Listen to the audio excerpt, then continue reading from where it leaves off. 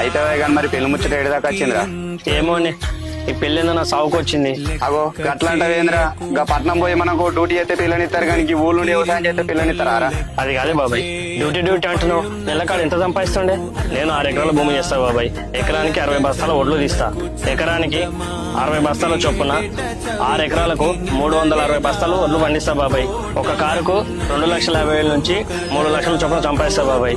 ఒక నెలకు 30,000 నుంచి 40,000 జీతాగానే నేను ఉన్న ఊళ్ళో ఉంటూ అమ్మకి ఏ కష్టం రాకుండా సంతోషంగా చూసుకుంటున్నా బాబాయ్. నెలకు సాఫ్ట్వేర్ వాళ్ళు సంపాదిస్తున్నా బాబాయ్. వాళ్ళకు నాకు తేడా ఏంటంటే, ఉన్న ఊరిని వదిలిపెట్టి పట్నం పోయి వానికి బతికేట్ కంటే సొంత ఊళ్ళో ఉండి 4 ఊరాలు సంపాదించుకొని ఉన్న ఊళ్ళోనే సంతోషంగా ఉంటున్నా బాబాయ్. నేను ఆరోగ్యకరమైన తిండి తింటా, వాళ్ళు నాలుగు తినగలుగుతారా అని. ఇక ఇప్పుడు చెప్పు బాబాయ్, నువ్వు నన్ను ఇప్పుడు పట్నం పొమ్మంటావా?